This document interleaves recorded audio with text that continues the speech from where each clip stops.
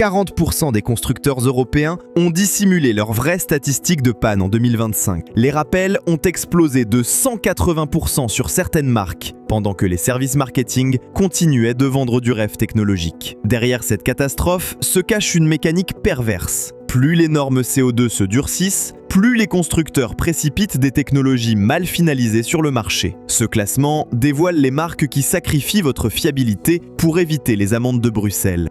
Stellantis, c'est terminé, fini, enterré, rayé de la carte pour quiconque veut garder sa voiture plus de 3 ans sans passer sa vie chez le garagiste. Peugeot, Citroën, DS, Opel, Fiat, toute cette galaxie de marques françaises vendues aux Italiens est devenue une machine à rappels industriels. Et je ne parle pas de petits défauts cosmétiques, je parle de casse-moteur, d'immobilisation à répétition. Pourquoi cette catastrophe? Parce que Stellantis a appliqué la recette parfaite du désastre. Downsizing turbo généralisé, plateforme mondialisée au rabais et validation technique réduite à sa plus simple expression pour respecter les diktats européens sur le CO2. Le résultat, c'est des moteurs 1,2 litre PureTech qui encrassent leur soupape d'admission, des courroies de distribution qui lâchent prématurément et des systèmes de dépollution qui transforment votre voiture en laboratoire chimique ambulant. Vous connaissez le fameux 1 litre PureTech 110 ? Magnifique sur le papier, efficace en cycle d'homologation et catastrophique dans votre quotidien. Injection directe qui encrasse, turbo qui chauffe, courroie qui baigne dans l'huile. Quand ça casse, vous n'avez pas une facture d'entretien, vous avez un crédit à la consommation qui vous attend.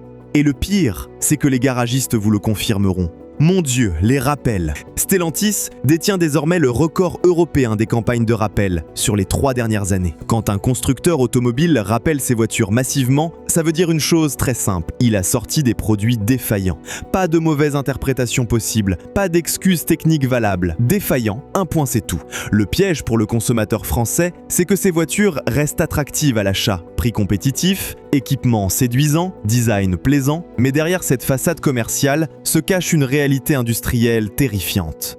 Vous achetez une 208 ou une C3 aujourd'hui, dans 3 ans, vous allez découvrir ce que signifie vraiment coût total de possession. Pannes imprévisibles, immobilisation et des cotes accélérées parce que le marché de l'occasion a compris avant vous. Les professionnels de l'automobile, eux, ils savent déjà. Regardez les flottes d'entreprises. De plus en plus se détournent de Stellantis pour éviter les coûts cachés et les voitures d'astreinte en permanence. L'alternative rationnelle existe, mais elle dérange. Toyota, Mazda, Suzuki, les Japonais qui continuent de fabriquer des voitures robustes pendant que les Européens courent après les normes de Bruxelles. Sauf que recommander du japonais quand on est français, ça passe pour de la trahison industrielle. Pourtant, entre patriotisme aveugle et portefeuille vide, le choix devrait être vite fait. Mais attendez, parce que Volkswagen et Audi, c'est encore pire que ce qu'on imaginait. C'est la chute programmée du mythe germanique. Pendant des décennies, qualité allemande rimait avec fiabilité et finition irréprochable. Aujourd'hui, le groupe VAG s'enfonce dans le même piège que Stellantis. Complexité technologique excessive, downsizing généralisé et cette obsession du tout numérique qui transforme chaque voiture en iPad géant sur roue.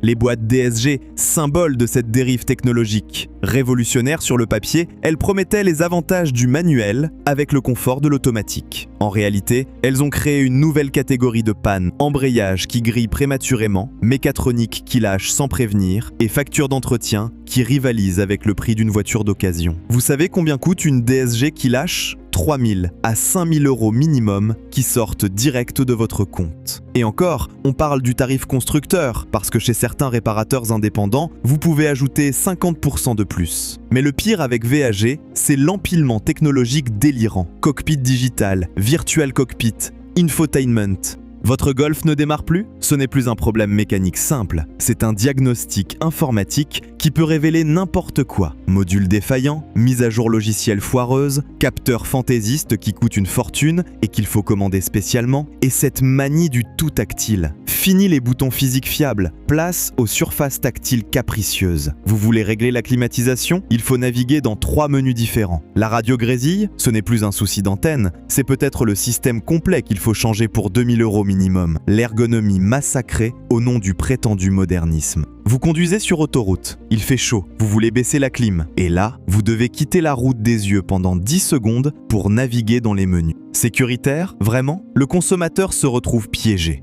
BMW fait légèrement mieux, mais uniquement sur certains ensembles mécaniques éprouvés, et à condition d'accepter des factures d'entretien qui dépassent souvent le SMIC mensuel. Un simple changement de plaquette de frein peut vous coûter 800 € chez BMW, là où la même opération sur une Toyota vous reviendra à 300 € maximum.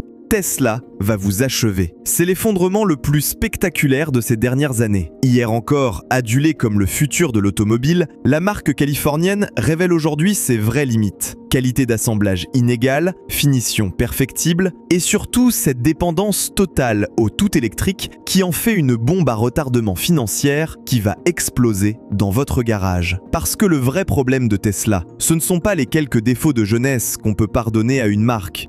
Le vrai problème, c'est la décote vertigineuse des véhicules électriques en occasion. Une Model 3 de 3 ans perd 40 à 50% de sa valeur, pas parce qu'elle est usée, mais parce que le marché a peur. Peur de l'autonomie dégradée, peur du coût de remplacement des batteries, peur de l'obsolescence technologique. Et cette peur, elle est justifiée. Remplacer une batterie Tesla hors garantie, c'est entre 15 000 et 25 000 € selon les modèles. Autant acheter une voiture neuve. Acheter une Tesla aujourd'hui, c'est parier sur l'avenir de la mobilité électrique avec votre portefeuille.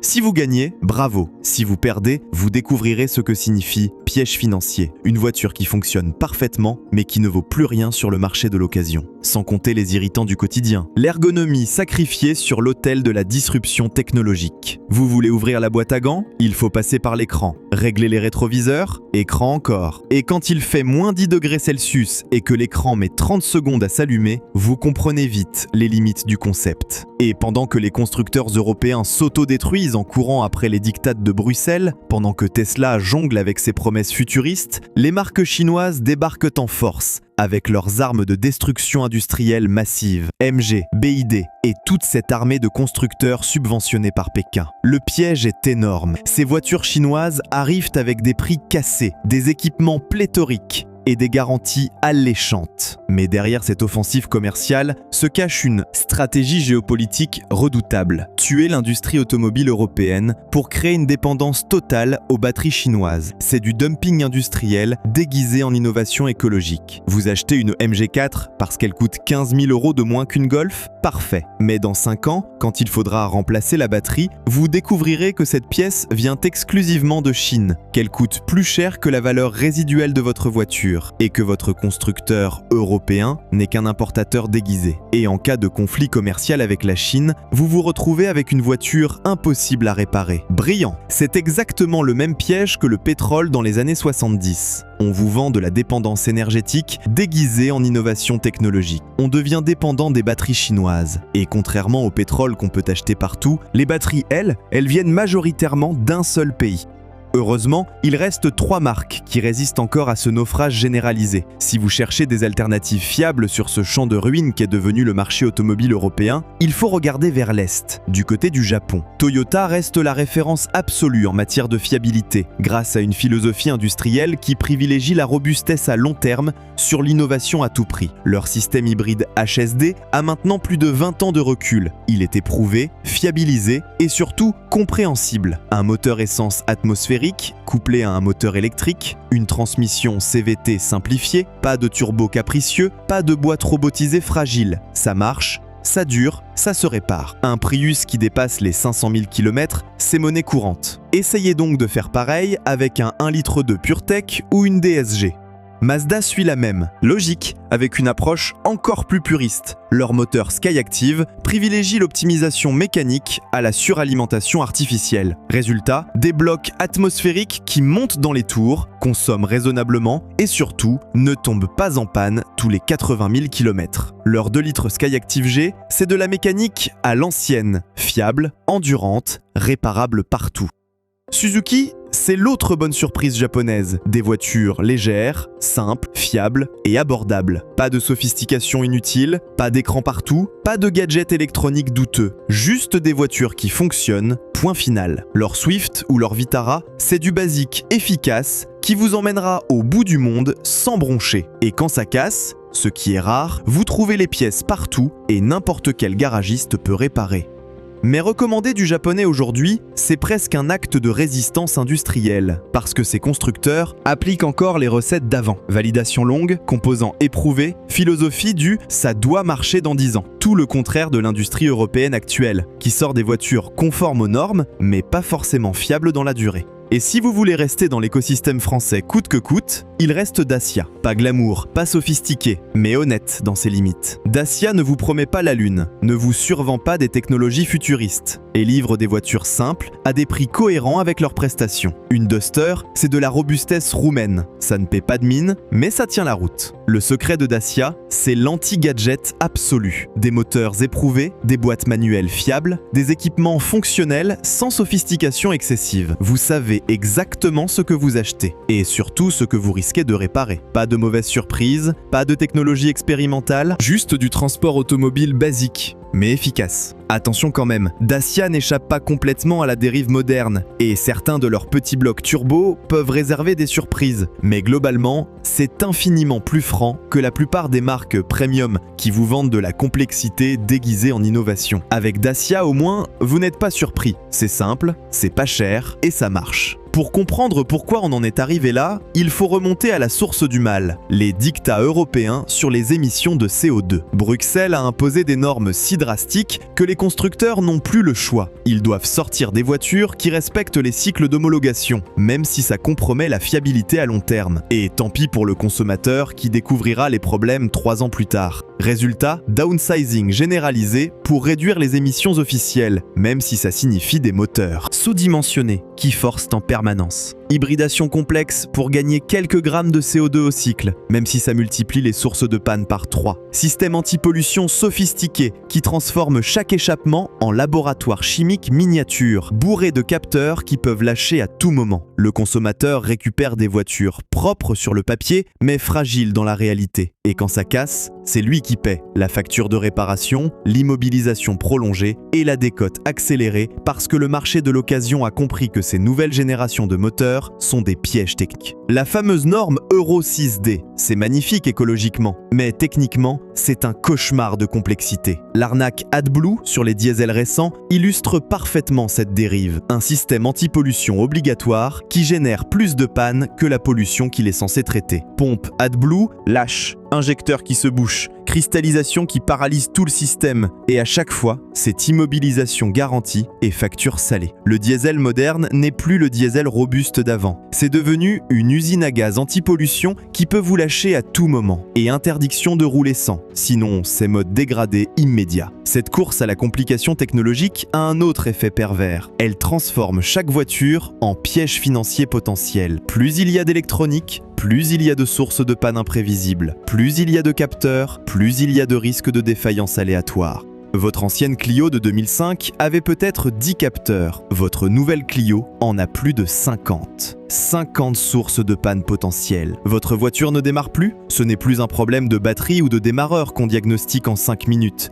Et le diagnostic informatique peut révéler des pannes fantaisistes qui coûtent une fortune à résoudre. Capteur de pluie défaillant qui empêche le démarrage, témoin d'huile qui affole l'électronique, sonde lambda qui met la voiture en sécurité. Bienvenue dans l'automobile moderne. Et quand vous décidez de revendre cette merveille technologique, vous découvrez la réalité du marché de l'occasion. Les acheteurs ont appris à se méfier de la complexité moderne. Une voiture bourrée d'électronique de 5 ans d'âge, c'est un risque que de moins en moins de gens acceptent de prendre. Résultat, décote accélérée pour toutes les voitures trop sophistiquées et prime à la simplicité pour les rares modèles qui restent compréhensibles mécaniquement. Cette inversion des valeurs révèle l'ampleur du problème. Quand les acheteurs d'occasion préfèrent payer plus cher pour avoir moins d'équipement, c'est que la sophistication est devenue synonyme de galère. Un paradoxe moderne où moins d'équipement peut signifier plus de valeur résiduelle. Une Yaris hybride de 5 ans se revend mieux qu'une Golf DSG du même âge, non pas parce qu'elle est plus performante ou plus équipée, mais parce qu'elle est plus fiable et moins risquée à posséder. L'immobilisation prolongée est devenue le fléau moderne de l'automobile. Votre voiture tombe en panne, comptez minimum 2 semaines pour récupérer les pièces, quand elles sont disponibles. Certaines pièces électroniques spécifiques peuvent nécessiter plusieurs mois de délai, transformant votre véhicule en épave temporaire dans votre garage. Et pendant ce temps, il faut bien que vous vous déplaciez. Cette situation ubuesque s'explique par la surspécification généralisée. Chaque modèle a ses composants dédiés, ses capteurs spécifiques, ses modules électroniques uniques. Fini l'interchangeabilité qui permettait de réparer rapidement, place à l'écosystème fermé qui génère de la marge et des galères. Votre ancien diesel d'avant 2010 tombait en panne? N'importe quel garagiste pouvait diagnostiquer et réparer, avec des pièces standards disponibles partout. Votre nouveau SUV hybride rechargeable tombe en panne? Il faut le concessionnaire agréé, l'outil de diagnostic spécifique et la pièce commandée en urgence à l'autre bout de l'Europe. Cette évolution vers la complexité fermée permet aux constructeurs de verrouiller la prévente et de générer du chiffre d'affaires récurrent. Mais pour le consommateur, c'est la certitude de factures imprévisibles et d'immobilisation prolongée. Plus votre voiture est récente et sophistiquée, plus elle risque de vous coûter cher à entretenir en vieillissant. C'est exactement l'inverse de ce qu'on attendait du progrès technique. Rendez-vous sur heurdelauto.com pour découvrir nos e-books complets sur les marques et moteurs à fuir absolument en 2026. Vous y trouverez aussi notre guide des modèles fiables à acheter selon votre budget et votre usage. Parce que dans cette jungle automobile moderne, il vaut mieux être bien informé avant de signer. Et n'hésitez pas à partager cette vidéo. Plus on sera nombreux à connaître la vérité sur la fiabilité réelle, moins les constructeurs pourront nous vendre leurs usines à gaz déguisées en innovation.